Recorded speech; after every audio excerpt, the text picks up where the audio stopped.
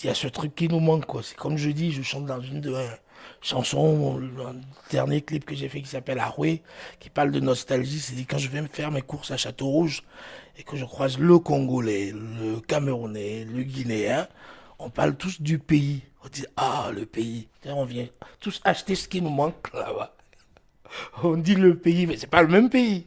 Mais tous on parle du pays. Ah, ça va, tu rentres au pays de temps en temps. Ben oui. Et toi, c'est quoi, c'est ton pays? Alors, ah, c'est le Congo, d'accord. Mais moi, c'est le Bénin. Mais pour nous tous, c'est le pays. Donc, quelque part, il y a cet attachement au pays. Donc, il y a la nostalgie, il y a des gens qui te manquent, tu vois. Ici, je peux rester toute la journée. Je crois que le voisin, il va pas savoir si quelque chose m'arrive. Il va pas se demander s'il m'a pas vu pendant une semaine. Je crois qu'il n'y a pas de... Alors qu'en Afrique, je peux pas rester là.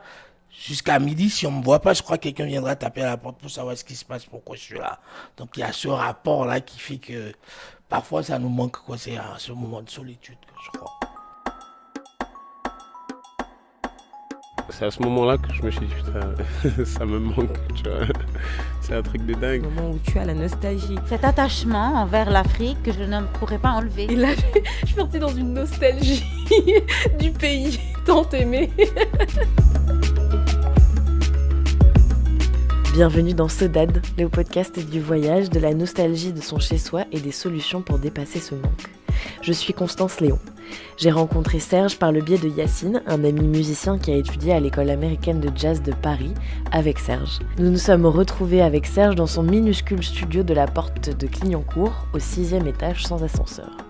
Il l'appelle son petit chez moi. Il vient de préparer ses valises pour partir en tournée à Blois. Sur le lit, plusieurs tenues assorties en wax viennent d'être cousues sur mesure pour les musiciens de Serge. Serge est arrivé de Cotonou au Bénin en France sans connaître personne. Il a suivi sa copine de l'époque, qui est devenue sa femme et avec qui il a eu 2 enfants.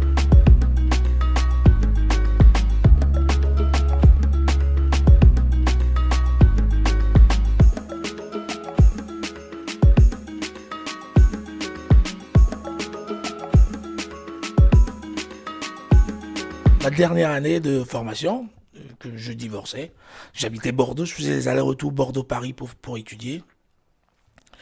Et ça marchait plus entre ma femme et moi, on a tout fait, ça marchait plus, il fallait qu'on se sépare. Donc on s'est séparés, je me suis retrouvé à Paris. J'étais déjà à Paris, mais je dormais à gauche, à droite. Mais cette fois, je suis revenu avec toutes mes valises et il fallait vraiment que je trouve un toit. Fallait que je dorme chez quelqu'un.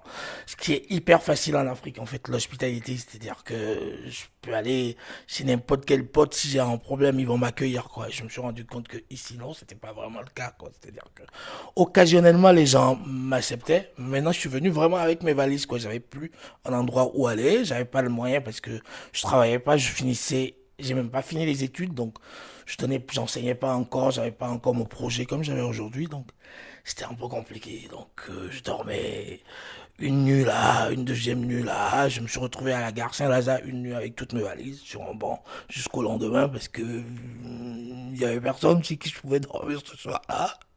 J'avais un copain qui avait un studio de 9 mètres carrés dans le 16e. Il habite maintenant au Havre.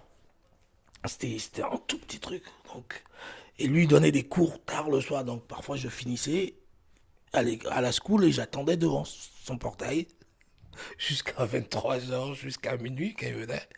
Et que je puisse dormir juste à côté de son frigo. Donc c'était des moments où vraiment l'Afrique me manquait, quoi. C'était vraiment hyper nostalgique, quoi. Je voulais rentrer, voir ma famille, voir mes amis. Mais j'avais mes enfants là et puis j'avais mes études à finir. Donc du coup je suis resté et j'ai vraiment...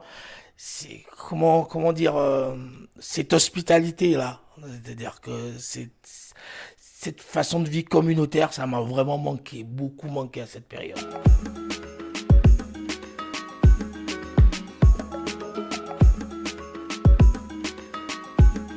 Et pour rappeler un événement aussi, à cette période-là, j'avais un copain qui lui m'hébergeait aussi de temps en temps. Il habitait à Porte de la Chapelle, je crois, dans les rues à côté de la Porte de la Chapelle.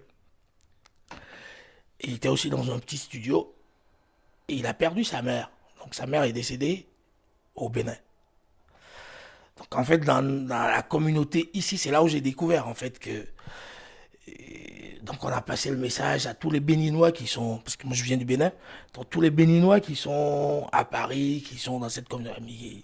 Notre copain, il a perdu sa maman, donc on a dû cotiser chacun un peu d'argent.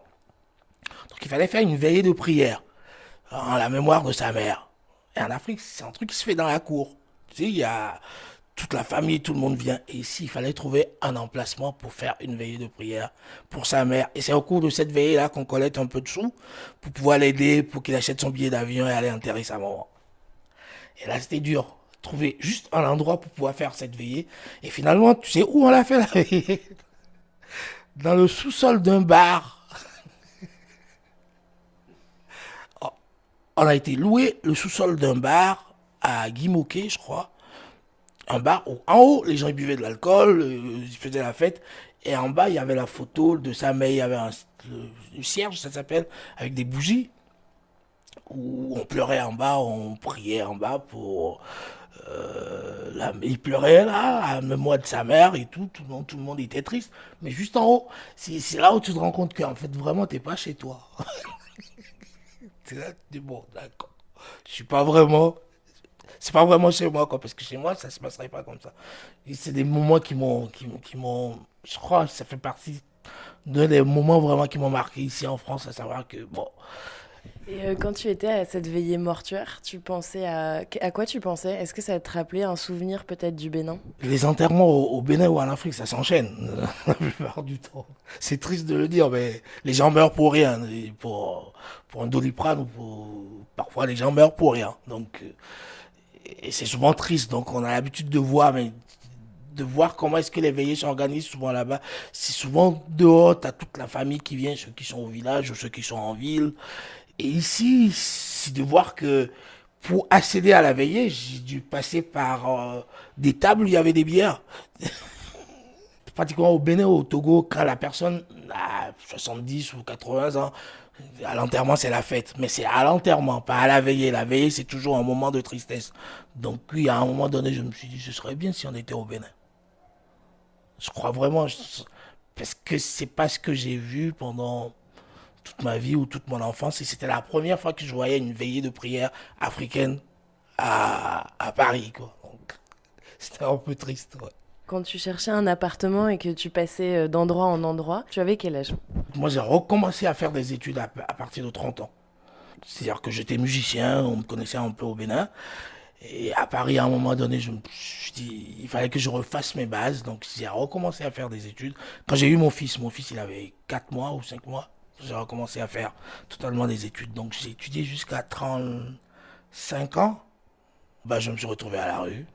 J'ai dormi de canapé en canapé. J'ai commencé à chercher du boulot. J'étais prof pour la mairie de Versailles pendant pratiquement 7 ans, mais à temps partiel. Et à côté, j'étais homme de ménage le matin. Et à un moment donné, j'avais un pote gabonais qui est chanteur et qui faisait du ménage dans les appartements, dans les appart-hôtels. Il m'a appelé, il m'a dit, écoute, si tu veux du boulot, tu viens faire du ménage en plus. Je me suis dit, allez. Mes élèves ne savaient pas que j'étais homme de ménage le matin. Donc, je prenais mon sac, ma guitare, je posais la guitare à l'agence. J'avais mon sac au dos. Je me promenais dans Paris, d'appartement en appartement. J'allais nettoyer trois appartements, c'était le maximum, mais c'était beaucoup. Je me suis cassé même un doigt dedans, qui ne sera plus jamais droit. Tu me montres ton doigt et il est statique, tu peux pas le plier. Ouais. Donc, je me suis cassé pour un guitariste, c'était un peu... C'était tendu. J'ai fait mon dernier ménage au mois d'octobre 2017. Là, depuis, j'en fais plus. Mais c'était dur de dire que j'ai étudié 1 an au CFPM. C'est une des meilleures écoles de musique à Paris. C'est le centre de formation des professionnels musiciens. Je suis sorti diplômé du CFPM. J'ai étudié 3 ans à l'American School. Donc, j'ai fait 4 ans de formation de musique. Je suis certifié de l'American School, diplômé du CFPM. Et je me retrouve du jour au lendemain homme de ménage parce que j'ai divorcé, parce qu'à un moment donné, c'était dur. Si j'avais la famille ou quelque part où je pouvais... C'était juste pour le toit que j'ai fait du ménage parce que ce que je pouvais gagner et aller voir mes enfants avec mes cours, je pouvais faire ça. Quelle solution, toi, tu as trouvé pour surmonter cette épreuve, en fait? Je me rappelle du premier jour où mon pote il m'a appelé pour me demander tu veux faire du ménage. J'étais là, je dis, wow, du ménage. Il y en a plein qui le font et la plupart, c'est d'ailleurs des Africains ou des gens immigrés. Je me dis, ben, pourquoi je suis pas différent de ceux-là? Je m'assume et je prends ma vie en main. Parce que ça faisait 6 ans que j'étais pas allé en Afrique et en faisant ça, j'avais ce manque-là. Je voulais voir ma mère, je voulais voir mon père, je voulais voir mes frères.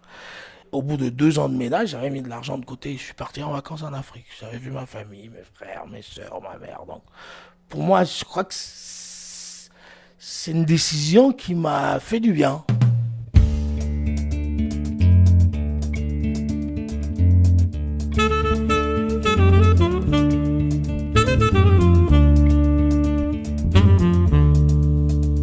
Tu as travaillé justement pour pouvoir rentrer chez toi. Est-ce que tu peux me décrire, me dire ce que c'est chez toi? Je suis né à Cotonou, j'ai grandi à Cotonou. J'ai grandi dans les quartiers populaires. Mon père et ma mère, ils vivent à 500 mètres de la mer. Donc, j'ai grandi là, j'allais à la plage quand je voulais. Je jouais avec mes copains de quartier, je jouais dans les bars de Cotonou. Il y a beaucoup qui me connaissent en tant que guitariste chanteur dans les bars. J'en ai fait beaucoup. J'ai accompagné en studio. J'avais mon monde, j'avais mon environnement. Et j'avais ma famille. Je sais que même quand j'ai quitté mes parents et que j'habitais seul, chaque week-end quand je finissais de jouer samedi, l'après-midi de dimanche, j'allais voir ma mère. Et je venais, elle me faisait à manger, je mangeais et elle disait à tous mes frères, laissez-le tranquille se reposer. Elle me mettait une natte sous l'arbre et puis je dormais là un peu. Après je reprenais ma mobilette, je partais. Donc, il y avait tous ces moments qui me manquaient quand j'étais là, seul à Paris. Je pouvais appeler personne pour parler parce que la communication est chère. Je crois qu'il n'y avait pas les appels WhatsApp en ce moment-là où on pouvait appeler facilement l'Afrique. Donc c'était difficile. Donc il fallait penser comment manger et aller appeler. Donc c'était un peu compliqué. Aller au pays, dans mon environnement, voir les gens que j'aime, je crois que ça a fait beaucoup de bien, quoi. Et chez moi, Cotonou, c'est la ville de mon cœur. Je dis aux gens, oui, je viens du Bénin, mais j'ai grandi en ville. Donc c'est pourquoi j'aime Paris aussi, parce que ça bouge quand même. Donc, Cotonou, ça bouge aussi beaucoup et j'ai grandi dans cet environnement-là. Tout ça, malheureusement, c'est pas, il y en a ici, les soirées entre amis, mais c'est pas de la même façon. Comment t'es venue la musique au Bénin? Comment tu as décidé d'être musicien? Je crois que j'ai décidé tôt d'être musicien. Je me suis intéressé tôt à la musique. J'étais déjà percussionniste, je jouais un peu de percussion au quartier. Dans les quartiers populaires, il y a toujours des petites cérémonies vaudou à gauche, à droite. Donc, j'ai participé, je jouais un peu de tam-tam, un peu de trucs. Et à partir de 13 ans, j'ai découvert la guitare par un réfugié togolais au Bénin. Il y avait, je crois, la guerre civile au Togo et il était venu au Bénin. J'ai découvert la guitare avec lui. J'ai aimé. Il y a ma mère et jouer à la chorale aussi à l'église, parce que chez nous, tu peux aller à l'église et faire des cérémonies vaudou, c'était pas interdit. Et jusqu'aujourd'hui, c'est pas interdit. Il m'a appris un peu de guitare et ma mère et ma chorale m'ont aidé à m'acheter ma première guitare. J'ai commencé à en jouer à la chorale. Et j'étais au collège, après je suis passé au lycée. Au lycée, je suis rentré dans l'orchestre du lycée. J'ai commencé à chanter, à jouer dans l'orchestre du lycée. Quand je suis sorti du lycée, j'ai commencé à jouer dans les clubs, dans les bars, dans les machins et tout ça. Puis je suis venu en Europe une première fois, faire une tournée avec un groupe suisse. Je suis reparti au Bénin. Et après, j'ai rencontré mon ex-femme au Bénin. Et je suis venu la rejoindre en 2006 en France. On habitait un peu à Paris, après à Orléans, après Bordeaux. Et après, c'est fini l'histoire et je suis venu à Paris. Est-ce que tu peux me décrire ton univers musical? Je crois que c'est le mix de ce que j'ai écouté toute mon enfance et de ce que j'ai appris. J'ai étudié le jazz pendant longtemps, mais je me prends pas pour un musicien de jazz. Ça m'a beaucoup apporté. Donc, ce que je fais, c'est un mix de la musique béninoise ou ouest-africaine, parce qu'elle n'est pas typée. Parce qu'on attend souvent des gens qui sont africains qui fassent de la musique traditionnelle africaine ou qui se déguisent pour faire plaisir. Et ça, je dis non, je suis urbain, j'ai grandi en ville, donc ce que je fais, c'est plutôt de la musique qui est entre les deux, qui est plutôt urbaine avec des teintes parfois traditionnelle, parce que je connais aussi un peu la tradition étant percussionniste à la base. J'ai participé à des cérémonies vaudou, mon père est chef de tradition, donc j'ai pas perdu ma racine et ma musique se situe entre les deux, entre le monde moderne et le monde traditionnel, donc avec des teintes de ce que j'ai appris de la pop, du jazz, du pop rock ou des trucs comme ça. Oh mi se nou mi se ho, mi se nou mi se gbe, mi se nou mi se ho, mi se nou mi se gbe, Kingo Kingo mi se nou mi se gbe, Kingo Kingo mi se nou mi se gbe.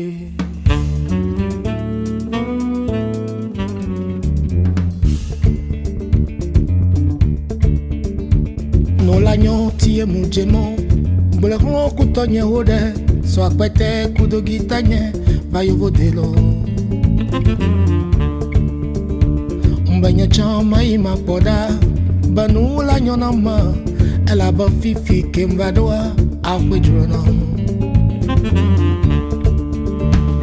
Quel rôle a joué la musique dans ta construction, notamment le passage quand tu es parti du Bénin pour t'installer en France? D'ailleurs, c'est la musique qui a permis que j'ai rencontré mon ex-femme. Et après, quand je suis arrivé ici pour faire mes connexions aussi, c'était par la musique. Donc, je sortais, j'allais dans les clubs, jouais un peu, je me suis fait quelques amis ici. Et c'est à Orléans vraiment que je me suis fait vraiment un vaste réseau de musiciens. Parce qu'à Orléans, je suis resté vraiment... Je faisais pas de formation, donc je suis resté vraiment... Là-bas, j'ai joué avec plein de groupes de reggae, de Sega Maloya, de machin. Donc, j'avais un bon réseau de musiciens à Orléans.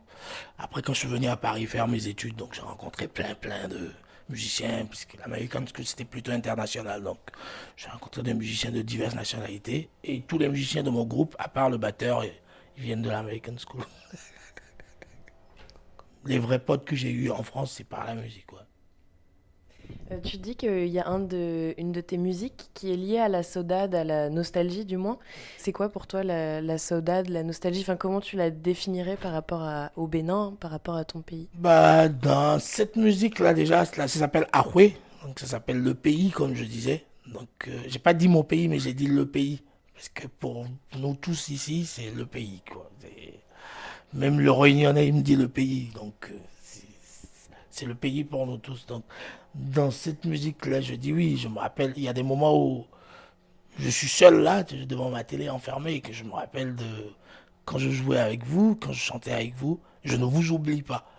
Je suis là, je pense tout le temps à vous, mais la distance fait que je ne peux pas être en contact permanent avec vous, que je ne peux pas vous voir. Même qu'il y a des gens, j'ai des copains qui habitent juste derrière la rue Championnet, là, j'ai un copain musicien qui est béninois, qui habite juste derrière là, mais que je vois très très rarement, parce que c'est la vie ici.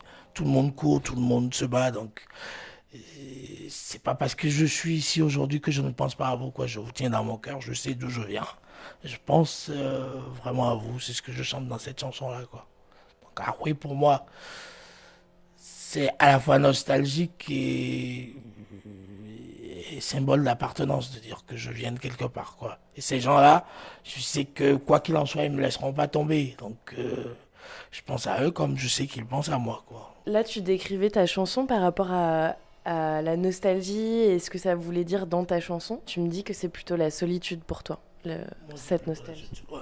Est-ce que justement cette solitude, tu parlais de communautés africaines à Paris, les gens du marché de Château-Rouge qui viennent de différents pays d'Afrique. Est-ce que cette communauté-là, elle t'aide et comment elle t'aide vraiment, je dirais presque au quotidien? Qu'est-ce que ça t'apporte au fond de toi? Moi déjà, juste le fait d'habiter le 18e, parce que le 18e est quand même hyper métissé. Mon quartier, ici, Porte de Cléancourt, j'aime beaucoup. Parce que je sors, le mec, l'épicier en face, il est de Bangladesh, mais il m'appelle mon frère. Donc on arrive à rigoler, à se faire des blagues. Et je fais mes courses à Château-Rouge. Donc je suis juste à côté. Quand j'y vais, ce que ça m'apporte, oui, c'est que quand je dis à ma mère que j'ai cuisiné ça aujourd'hui, elle me dit: comment t'as fait pour cuisiner ça? T'as trouvé ça où? Quand je parle il y a des sortes d'épinards du Bénin, ça s'appelle, je dis beaumont par exemple, quand je dis à ma mère: j'ai cuisiné du beaumont aujourd'hui, elle me dit: Tu dis, bon, mais t'es en France, comment t'as fait? Je dis, mais oui, à Château-Rouge, ici, je peux trouver. Donc, je peux tout trouver, tout ce qui vient de mon pays. C'est comme ces colas-là, ces petits colas-là qu'on mange pour la voix. Je les trouve à Château-Rouge. Au Bénin, on les trouve tous les jours au marché. Tous les chanteurs le mangent avec du sucre, comme ils veulent. Pour préciser, le cola en question, c'est une sorte de, on dirait un peu une grosse cacahuète, une sorte d'arachide.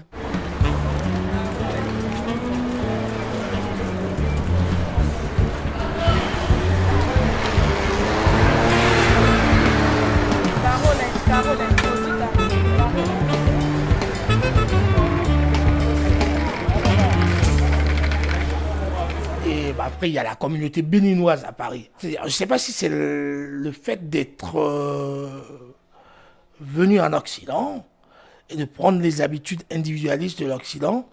C'est-à-dire que c'est jamais pareil. C'est pas comme au pays. On a beau se retrouver entre Béninois à des fêtes ou à des choses, mais il n'y a jamais la même convivialité ou la même chaleur qu'en Afrique. Je ne sais pas si c'est à cause du soleil ou j'en sais rien, mais il n'y a jamais cette chaleur-là. L'Afrique, c'est pareil, quoi. Quand je croise un Congolais ou un Camerounais, dans mon groupe, il y a un Sénégalais, mon batteur un Sénégalais, mon guitariste c'est un Congolais, mais on parle de l'Afrique comme si on parlait on parle du pays comme si on parlait du même pays, quoi. Sauf que les Sénégalais et les Congolais, mais je crois que c'est la même chose. Donc, quelque part, ça m'aide aussi, quoi, d'avoir cet attachement d'Africains à Paris, quoi, pas particulièrement béninois. Quand on parle de cuisine, ou quand on parle de nos mères, ou quand on parle de nos frères et sœurs, on parle de la même chose. C'est-à-dire qu'on parle de la même chaleur, on parle de... La famille n'est pas pareille en Afrique qu'ici. C'est-à-dire que ton mari a une Française, j'ai vu ce que c'est que la famille, hein, les grandes familles aussi, en France. Et je crois que quand on parle de famille, nous, on parle vraiment de la même notion de famille, quoi. C'est pas vraiment... Oui, chacun vit sa vie, mais voilà, on se retrouve pour des fêtes, à Noël, ou des trucs comme ça ici, quand il s'agit de famille vraiment. Donc, si on peut couper le cordon facilement avec sa famille, c'est-à-dire de dire que voilà, j'ai plus rien à voir avec mon frère, j'ai pas de contact avec mon frère depuis 20 ans, je te dis, waouh, c'est vrai. Ouais. Ou avec son propre père, j'ai déjà vu ça. Avec mon père, on se parle plus depuis 10 ans ou 15 ans. Et c'est des histoires rarement qu'on entend en Afrique. Donc je crois qu'entre nous, on a ce truc qui est commun, où on réfléchit de la même manière, qu'on se dit c'est pas concevable. Donc quand on parle de famille, je crois qu'on parle de la même manière. Quand on parle de fête, on parle de la même façon, quoi. C'est-à-dire que tu invites une personne et que tu as 10 personnes, il emmène 10 personnes avec lui. Ça te choque pas. Prévois pas à manger pour une personne ou pour 2 personnes. Donc, tu prévois à manger pour du monde. Alors, ici, quand tu invites une personne, tu invites une personne. Donc, c'est des sujets pour nous. Je sais que quand je parle, le Congolais va dire, ouais, oui, ben, c'est pareil, c'est nous. Tu vois, t'as vite fait d'être catégorisé, en fait. Donc, c'est quand tu reviens. En fait, c'est une question difficile. Plus tu restes ici, que tu le veuilles ou pas, tu prends des habitudes. Tu prends certaines habitudes parce que tu vis là. Et quand tu retournes en Afrique, ils savent, ça se sent, même si tu es comme eux, mais tu as vécu ici pendant 10 ans, ou 10 ou 15 ans, ou 20 ans, c'est plus pareil vraiment. Donc, il y en a qui vont te juger à ta façon de faire les choses. Je me rappelle, j'étais allé jouer au Togo avec un Suisse, pas un Suisse, il est maintenant Suisse, mais c'est un Béninois qui habite en Suisse. Et avec qui j'étais allé jouer en Suisse, donc il a emmené sa femme. Et on était allé, même pas jouer, on était allé à une cérémonie vaudou, regarder une cérémonie vaudou. Donc sa femme, elle est suissesse. Donc elle est venue avec du sucre, avec ce qu'il lui faut pour rester dans le village 2 jours. Les mamans du village, elles ont vu du sucre. Donc en fait, quand il y en a une qui en a, c'est l'habitude dans le village. Quand il y en a une qui en a, bah, elle en fait profiter tout le monde. Donc demain, l'autre en a, elle en fait profiter tout le monde. Donc ils ont tous voulu lui prendre du sucre, donc ce qu'elle a fait le premier jour. Et le lendemain, elles sont revenues pour lui demander du sucre. Elle a dit, bah non, il va falloir acheter du sucre, quoi, je n'ai pas emmené du sucre. La réaction du mari va faire que les gens du village vont le juger déraciné ou pas. C'est là où il faut être intelligent et savoir jouer. Parce que, quelque part, il faut comprendre la Suisse. Pour elle, dans sa communauté, c'est normal. On ne donne pas tous les jours, quoi. Il va falloir que tu te débrouilles. Sauf que là-bas, c'est une vie communautaire où ça se partage les choses. Il a engueulé sa femme devant les dames. Non, tu dois leur donner, tu dois leur donner. Je dis, mais non, tu dois pas faire ça comme ça. Je dis, mais oui, mais si je fais pas ça comme ça, les dames vont penser que je suis devenu totalement européen. Je dis non, c'est expliquer aux dames que voilà, c'est pas comme ça là-bas, ici c'est comme ça. Donc c'est un peu compliqué. Quoi que tu fasses, ils vont te juger. Quoi que tu fasses. Je suis allé à un marché à Cotonou pour acheter un truc. Le mec il m'a regardé, il dit toi tu viens pas d'ici. Je dis pourquoi? Qu'est-ce qui te fait dire ça? Il dit mais à la peau on reconnaît que tu viens de l'Europe. Si, en tant que black. Donc parfois, que tu le veuilles ou pas, ils vont te catégoriser. J'ai du mal avec le retard, ça fait pas de moi un Européen. C'est-à-dire que ici quand tu attends quelqu'un 1 heure, 2 heures, tu dis bon, c'est trop quoi. Sauf que avant, je n'avais pas du mal avec ça. Mais aujourd'hui, je me retrouve à avoir du mal avec ça quand je rentre. Il y a une œuvre musicale ou un film, un livre qui t'a aidé par rapport à ta nostalgie du Bénin, par rapport à ta saudade du Bénin. Quelque chose peut-être de ponctuel ou quelque chose qui a toujours existé dans ta vie. Tout ce qui m'aide quand je suis seul, c'est ma guitare. Je crois. Aujourd'hui, bizarrement, il n'y a pas la guitare parce qu'on a joué avant-hier dans une ville et j'ai tout paqué dans la voiture de mon pote. Est-ce qu'il y a quelque chose qu'on a oublié d'aborder dont tu voulais me parler sur le thème de la nostalgie, du Bénin Voilà, moi, je suis né là-bas, j'ai grandi là-bas, je suis resté, je suis parti à 26 ans, aujourd'hui j'en ai 40. J'aimerais pouvoir y aller chaque fois, mais j'en ai pas les moyens d'y aller chaque année.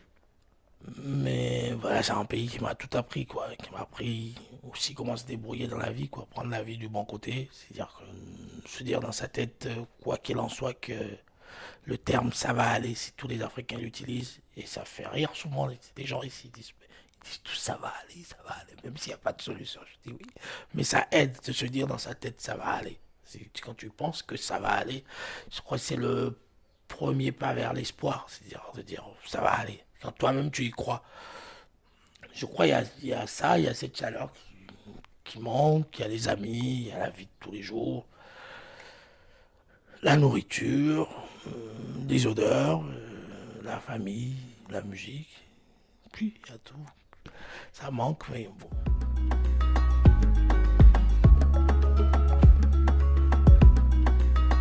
C'était Serge, entretien et montage, Constance Léon. N'hésitez pas à nous suivre sur Instagram et à nous laisser une myriade d'étoiles sur votre application de podcast. Musique de Passabits. Saudade est une idée originale de Francine Pipien. Un podcast du studio Gewell.